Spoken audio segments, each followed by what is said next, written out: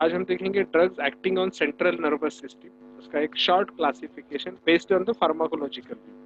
On medicinal chemistry view we will go as per the syllabus, जैसा जैसा हम unit study करेंगे, unit 4 और यूनिट 5, तो उस हिसाब से उस टॉपिक के अंदर हम स्टडी करेंगे। ओवरऑल सीएनएस यानी यूनिट 4 और 5 आपने कॉलेज में भी पढ़ा हो सकता है ये।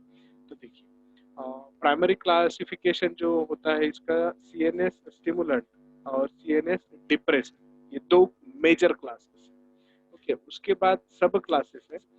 सीएनएस स्टिमुलेंट्स के अंदर spinal stimulants, medullary stimulants that is analeptics, cortical stimulants that is classical cortical stimulants, psychomimetics and antidepressants, okay, thymoleptics। Okay, उसमें फिर स्पाइनल स्टिमुलेंट्स में कुछ एग्जांपल है, स्ट्राइचिन, ब्रूसिन, पिकोटॉक्सिन। मेडुलरी स्टिमुलेंट्स में टॉक्साप्राम, बिमिग्रेड, पिकोट्रीन, निकेतिनामाइड, लैप्टाजोल, ये सब। और कॉर्टिकल स्टिमुलेंट्स में कोकेन, मेजाकिलीन, इमिप्रामाइन, एप्रानोजाइड, इस तरह से। तो डिप्रेसेंट में जो है, tranquilliser, sedatives that is neuroleptics, attractive tranquilliser, phenothiazine, इसका एग्जांपल है ब्यूटायरोफिनोम्स, राउलिफियाल किलर्स। अभी फिनोथायाजिन जो है, ये आपने ड्रग लिया होगा अगर किसी को ड्यूरिंग ट्रैवलिंग, ओके, वोमिटिंग होना, सर दर्द होना, ये अगर है तो आप अगर पेशेंट जाकर मेडिकल पर बोलते हैं कि भाई हमारे को ऐसे ऐसे ट्रैवलिंग में प्रॉब्लम्स हो रहे हैं, तो वो आपको फिनोथायाजिन में से सेडेटिव है, आपका जो नेचुरल इफेक्ट है उसको वो डिप्रेस कर देते हैं। ओके, तो ये हम डिटेल्स में देखेंगे। उसके बाद हिप्नोटिक सेडेटिव्स, इसमें क्लोरल हाइड्रेट, ज़ैलेज़िन, जोलाज़ेपम, ये सब है। उसके बाद आएगी category general anaesthetic, that is gases, volatile liquids and solid. Gases में nitrous oxide, cyclopropane, ethylene oxide, ethylene, ये सब आते हैं। वोलेटाइल लिक्विड्स में ether, halothane, enflurane, chloroform. Solids में यानी इंजेक्टेबल्स में बारबिचुरेट्स, उसमें सब अलग अलग टाइप्स है। फिर dissociative anaesthetic, that is procyclidine, ketamine, tiletamine. Anxiolytics में benzodiazepines, that is diazepam, clonazepam. Central muscle relaxant में है कॉफेंसिन, मेफेंसिन। एंटी कन्वर्जेंट्स या एंटी इपिलेप्टिक्स में है फिनोबार्बिटोल, फेनिटोनिन, तो सिंथेसिस हमने किया है, डायज़ेपाम। अनाल्जेसिक्स, इसमें है फिर analgesic, antibiotic, anti inflammatory, that is salicylic acid, acetic acid, isopyrin, ibuprofen, naproxen, narcotic analgesic, ये सब। ओके, मॉर्फिन एंटागोनिस्ट भी है जैसे मेलाटोनिन। न्यूरोल लेप्टा एनाल्जेसिक, जिसमें है एटोरफिन प्लस आइसिप्रोमाजिन। अभी इतने सारे ड्रग्स, इतने सारे क्लासेस हमने देखे, तो ये सब कैसे स्टडी करें? तो इजी वे में हम स्टडी करेंगे। जैसे कि कैटेगरी सेडेटिव हिप्नोटिक, ये जो कि है स्लिप एक्टिव कैसे होती है, स्लिप कम क्यों होती है, किसी को स्लिप नहीं आती है, किसी को स्लिप ज़्यादा आती है। ये कुछ नॉर्मल चीज़ें भी होती है, जैसे कि आप एक्स्ट्रा काम करेंगे या थक जाएंगे तो नींद ज़्यादा आती है, या जल्दी थक जाते हैं तो नींद आ जाती है। बट आपका वर्क रूटीन जो है नॉर्मल है, वर्क रूटीन पूरी तरह से नॉर्मल है, फिर भी अगर आपको नींद ज़्यादा आती है, इसका मतलब कोई तो इशू है central nervous related, central nervous system से रिलेटेड। या फिर आपको अगर हेपेटाइटिस भी है तो भी नींद आती है, depending on the symptoms. Okay, तो ये अलग अलग तरीके के हो सकते हैं। तो इसे हमें सबसे पहले समझना होगा कि सेंट्रल नर्वस सिस्टम क्या होती है, सेंट्रल नर्वस सिस्टम काम कैसे करती है, तो फिर हम उसको स्टिमुलेट या उसको डिप्रेस कैसे करेंगे, उस पर काम कर सकते हैं। तो सबसे पहले हम देखेंगे कि सेंट्रल नर्वस सिस्टम काम कैसे करेगी। ओके, तो इसमें कुछ जो डेफिनेशन है वो सबसे पहले देखते हैं। Analeptics, that is medullary stimulant, drugs that stimulate depressed respiratory centre, यानी रेस्पिरेटरी सेंटर जब डिप्रेस हो जाएगा तो उसको एक्टिवेट या स्टिमुलेट करने के लिए, okay, to produce increased respiratory exercise, यानी सांस लेने में तकलीफ हो रही है, इसका मतलब आपका जो कॉन्ट्रैक्शन और रिलैक्सेशन है रेस्पिरेटरी सिस्टम का वो प्रॉपरली नहीं है, तो उसको हम स्टिमुलेट करेंगे या उसको करेक्शन के लिए हम एनालेप्टिक्स ड्रग्स देते हैं। ओके, तो एनालिप्टिक्स ड्रग्स जो है, तो एनालिप्टिक ड्रग्स के अंदर कौन से आते हैं वो देखेंगे। जो रेस्पिरेटरी में होते हैं उसे हम एनालिप्टिक्स कहते हैं। Okay, these are employed in the treatment of barbiturate poisoning, drowning, neonatal asphyxia, heat और lightning strokes, threatened respiratory collapse during anaesthesia. इसमें कहाँ कहाँ यूज होते हैं, बार्बिचुरेट पॉइजनिंग, कुछ ऐसे ड्रग है जो कि पेशेंट लेता है फॉर द सुसाइडल पर्पस, तो उसमें सांस यानी रेस्पिरेटरी सिस्टम डिस्टर्ब होता है, ड्राउनिंग यानी पानी में डूबता है तो भी, न्यूनेटल एस्फेक्सिया, तो अगर पैदाइशी बच्चों को में अगर सांस का प्रॉब्लम है तो उसमें भी हम दे सकते हैं, हीट और लाइटनिंग यानी गर्मी से अगर कुछ स्ट्रोक आता है हीट तो भी उसमें हम यूज करते हैं, रेस्पिरेटरी कोलैप्स यानी किसी डर की वजह से अगर एकदम सांस रुक जाती है तो उसमें भी हम इसको यूज कर सकते हैं, एनेस्थेसिया देने के बाद कभी कभी रिकवरी के टाइम पे ये भी होता है। दूसरा डेफिनेशन है साइकोटोमाइमेटिक्स, these are the agents that produce effects which resemble certain psychotic states that differ from classical cortical stimulus in that there are no signs of marked hyperexcitability, hallucination, and delusions occurs in response to these drugs. Psychomotor, psychotomimetics, agents that produce effect which resemble certain psychotic states. जो हमारे psychological states होती हैं उसके जैसा effect ये लोग बताते हैं, okay? उसके जैसा इफेक्ट हमें दिखता है, इसे हम साइकोटोमाइमेटिक्स कहते हैं। इसमें एक प्रॉब्लम होता है कि आपको इमेजिनेशन, आप जो दिमाग में सोच रहे हो तो वो आपको दिख रहा होता है, ओके, इसका ये डिसएडवांटेज है।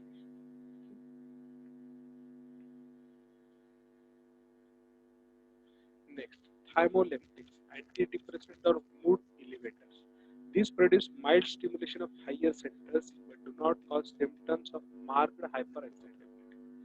इसमें क्या होता है कि थोड़ा सा स्टिमुलेट करते हैं हायर सेंटर जो हमारे सेंट्रल नर्वस सिस्टम के हैं उसको।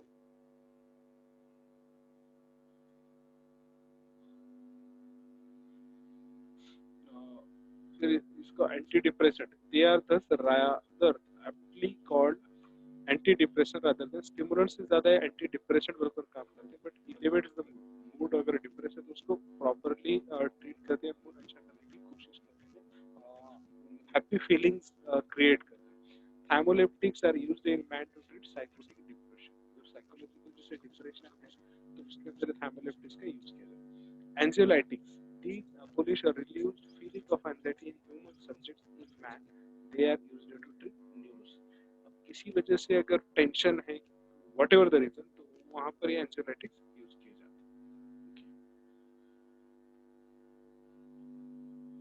आप सबसे जरूरी न्यूरोट्रांसमीटर्स हमें पता होने चाहिए सेंट्रल नर्वस सिस्टम के, तो हमें साइट ऑफ एक्शन काम करेगा ये। The function of the neurons in central nervous system is regulated by chemicals called neurotransmitters. पूरे फंक्शन जो होते हैं हमारे अंदर, सेल्स होते हैं न्यूरोनल सेल्स, जिसे न्यूरॉन्स कहते हैं, उनके अंदर जो कम्युनिकेशन होता है, जो फ्लूइड्स काम करते हैं, तो वो होते हैं न्यूरोट्रांसमीटर्स।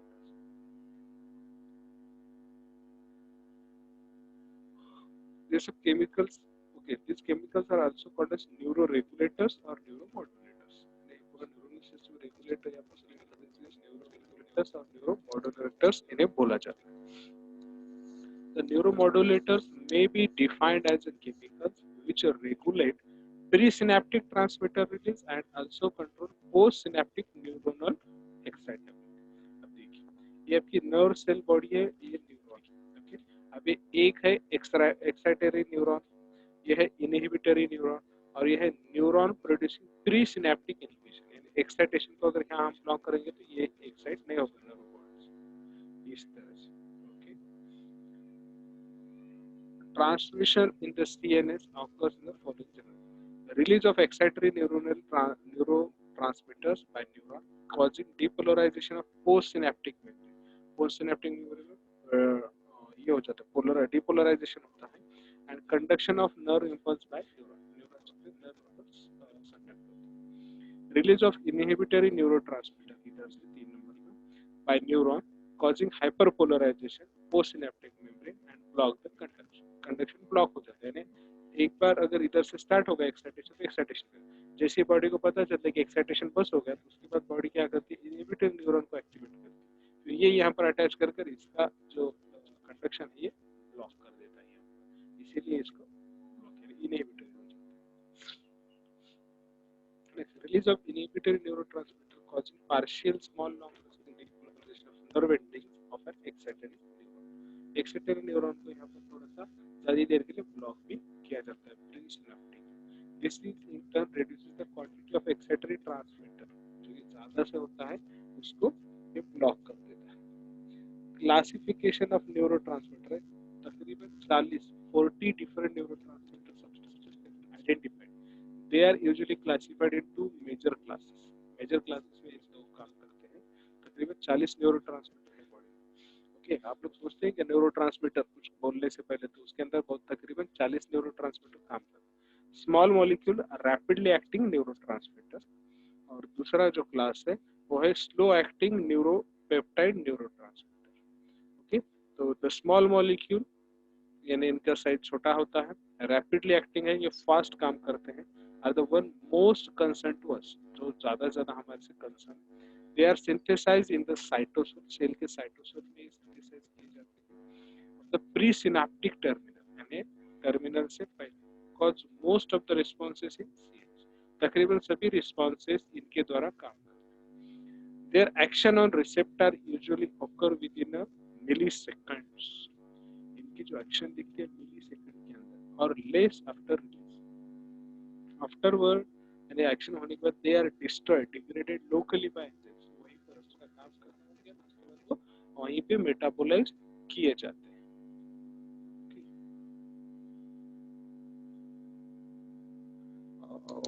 वॉइस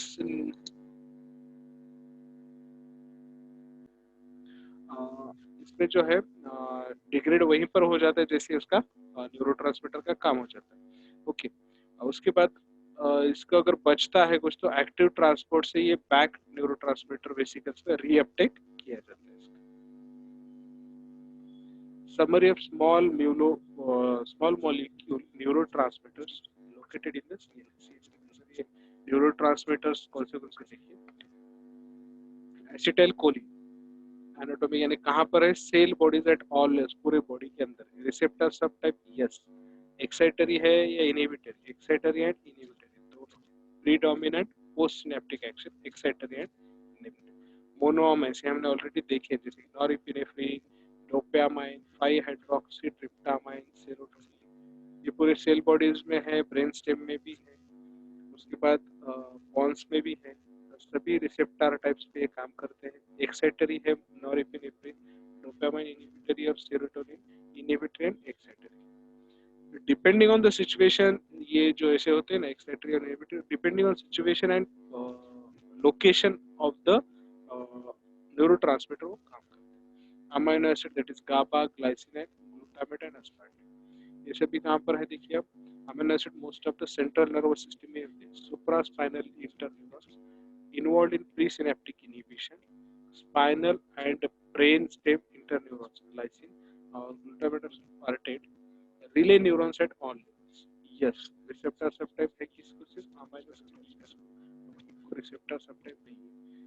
ये इनहिबिटरी काम करता है, अल्फा ब्यूटेरिक एसिड, तो ग्लाइसिन इनहिबिटरी और ग्लूटामेट एक्साइटरी। ये सब। अब देखिए अगला, slow acting neuropeptide neurotransmitter. The larger group of neurotransmitter comprises, ज़्यादा बड़ा ग्रुप है ये of the neuropeptides which are very potent, ये बहुत ज़्यादा potent होते हैं, उसके बाद slower to act, okay, ये बहुत धीरे काम करते हैं, and present in much smaller quantities than small molecule transmitter। अब देखिए क्वांटिटी जो है वो स्मॉल मॉलिक्यूल और फास्ट एक्टिंग की है, इनका लार्जर ग्रुप है, पोटेंसी है, बट क्वांटिटी कम है और धीरे धीरे एक्शन होता है। They are synthesised by ribosomes in neuronal cells body, ribosome के द्वारा ये सिंथेसाइज किए जाते हैं। Neuropeptide neurotransmitter located in CNS are beta endorphins, vasopressin, oxytocin, growth hormone, enkephalin, somatostatin, substance P, cholecystokinin, angiotensin 2 and neurotensin, ये सब है जो कि स्लोली काम करते हैं, बहुत कम क्वांटिटी में सिंथेसाइज होते हैं, बट एक्शन लॉन्ग ड्यूरेशन या धीरे धीरे एक्शन बट ज्यादा देर के लिए एक्शन बताते हैं। एसिटाइलकोलिन वगैरह तो हमने ऑलरेडी स्टडी किया, इसलिए इसको हम डिस्कस नहीं करते। नॉन एपिनेफ्रिन पे हमने स्टडी किया, इसके ऊपर के ड्रग पे हमने डोपामाइन भी हमने पढ़ा है न्यूरोट्रांसमीटर के साथ। अभी serotonin, it causes hallucinatory behavior, antidepressant effect and inhibition of pain sensation. Serotonin, okay. Hypothalamus is rich in 5-hydroxytryptamine, where it regulates body temperature. Its secretion raises body temperature. इसके जैसे secrete होता है तो body temperature बढ़ता है. Inhibits production of hypothalamic factors such as gonadotropin release and growth hormone release inhibitory factors. Histamine. It is actions of those through stimulation of H1 and H2 receptor, that is histamine H1 and histamine receptor, which mediate excitatory and inhibitory actions. Amino acids. Certain amino acid function as a neurotransmitter in brain and spinal cord. Glutamate, aspartate, mediate excitatory transmission in synapses. Glutamate is widely distributed, बहुत सारा distributed body में. This amino acids may have a role in genesis of epilepsy. ये जो amino acids है ये epilepsy के लिए responsible होते हैं. अगर ज़्यादा release हो तो epileptic seizures जो आते हैं इनकी वजह से. The inhibitory amino acids are GABA and glycine. GABA is the main inhibitory neurotransmitter. यानी किसी काम को अगर दिमाग को रोकना है तो GABA काम करता है. Its actions are through postsynaptic, okay, GABA B and presynaptic GABA. ये दो receptor है. presynaptic में ये काम करता है तो postsynaptic में B काम करता है. Okay. Picrotoxin produces picrotoxin produces convulsions through blockage of GABA. GABA को block करता है picrotoxin जिसकी वजह से receptors आते हैं. And diazepam produces depression through facilitation of GABA transmission. Glycine is inhibitory neurotransmitter. Third में ये inhibitory neurotransmitter बनकर काम करता है. Strychnine produces convulsions by acting as a glycine antagonist. Glycine becomes antagonist बनकर काम करता है और convulsions produce करता है. Tetanus toxins act by interfering with the glycine release. Tetanus toxin ये क्या करते हैं आपके ग्लाइसिन रिलीज को ब्लॉक करते हैं. जैसे कि बोलते हैं कि लोहे का मारना लेना चाहिए. क्यों लेना चाहिए? क्योंकि अगर टिटेनस हो जाता है तो उसकी वजह से आपकी जो ग्लाइसिन का रिलीज है वो ब्लॉक होता है, जिसकी वजह से ग्लाइसिन का रिलीज ब्लॉक हो इसका मतलब हमको कन्वर्जन आ सकते हैं. धनुर्वात जिसे मराठी में बोला जाता है. ओके, तो ये सब इंट्रोडक्टरी पार्ट है. तो नेक्स्ट क्लास में हम एक्चुअल देखेंगे सेडेटिव हिप्नोटिक्स, हमारा first topic from the central nervous system.